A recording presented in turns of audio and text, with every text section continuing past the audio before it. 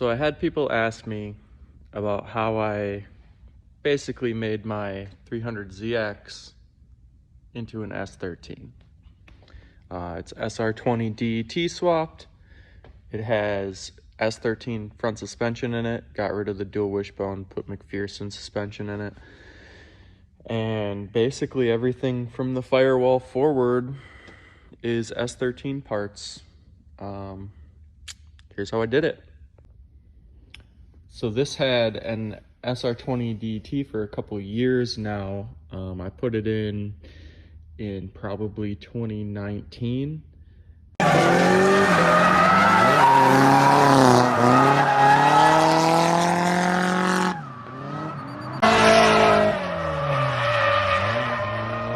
And this last year I put my other SR in. That's the one that was in it. I put this one in. It was sitting on a shelf. I didn't want it to just keep sitting. And cleaned up my bay a little bit, even though it's filthy again because I don't have a shroud on my fan. But this is just modified motor mounts onto stock SR mounts. Original subframe. You have to cut a little notch in the subframe to fit the SR, and then adapter plate it to the bell housing of the transmission. Not a big deal, pretty easy swap. Wiring Specialties harness, slap it in, make some intercooler piping, easy swap. Cleaning it up this year was tough because you got to kind of find locations for catch cans and power steering and all that stuff, but overall not that bad.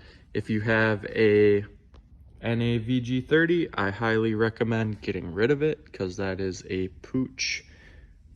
Now the suspension stuff, that was a lot more intensive, and if you don't know what you're doing with calipers or suspension geometry, I would say don't even try it, because you have to move the coilover location in order to have decent geometry, and that is not something that you should just jump into if you don't know what you're doing.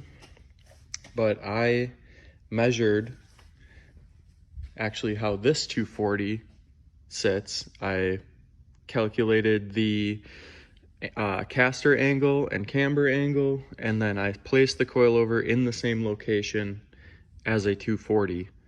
It still has the stock subframe, like I said. Everything on a Z32 from the lower control arm up is different, but the lower control arm and the tension rod is the same as an S13 already.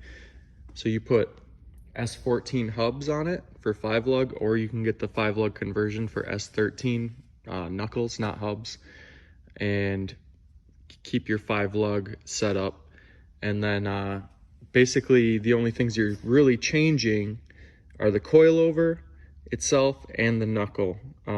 I extended my lower just to have a little better geometry by about 1 inch, and you know, that helped me out a little bit. Obviously I have a pretty wide track width in the front now. Ignore this, that was a little boop into my friend's 350Z on track. But you can see my wheels sit a lot wider now. Z32s usually don't sit that wide in the front. Not a big deal. I'm gonna pop the wheels off so you can see underneath there. Like I said, it's a labor intensive process to do that. It's a lot of fabrication on the top side.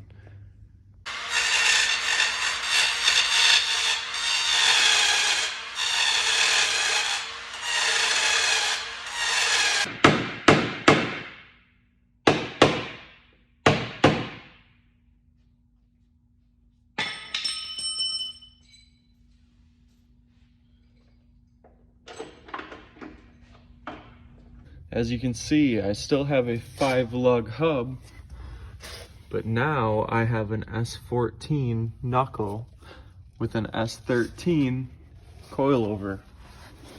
GK Tech tension rod, and like I said, I extended, that is the stock 300ZX lower control arm. I bought some different brake lines just because they were old and gross. And then I have the GK Tech inner and outer tie rod. That was just because of the extended lower. I didn't want to risk only having a couple of threads holding my tie rod on. Now from the bottom, you see that's where the coilover used to be with the dual wishbone. There's the mounting place for the upper arm. Now my coilover is right here. Now when I put this in, I stitch welded this top of the strut tower under the fender. I placed this plate, cut a pocket, got the bolt locations the same on both sides, and then made these plates, sandwiched the steel in between, and then welded all the way around because I want sufficient strength right there, since now all of the upward force is right here instead of right here. Like I said, pretty important to understand suspension geometry and what you're doing with the forces when you do this. I have not driven it on track yet with this geometry, but I have gone to Mexico a couple times with it, and functionally the car driving on the street feels exactly the same. You would never know I did this to it, but when you kick it into a corner, I can go to full lock without hitting my wheel on, there's all my old suspension stuff, but that upright between the upper and lower control arm. I always used to rub my barrel on that and actually shave the lip off of the barrel. It's not a good time. Your wheel will stop when that happens, and it really just makes for a bad time drifting. You feel like you're fighting the car the whole time. Now I can go lock to lock, the wheels hit nothing. All that suspension garbage in there is gone.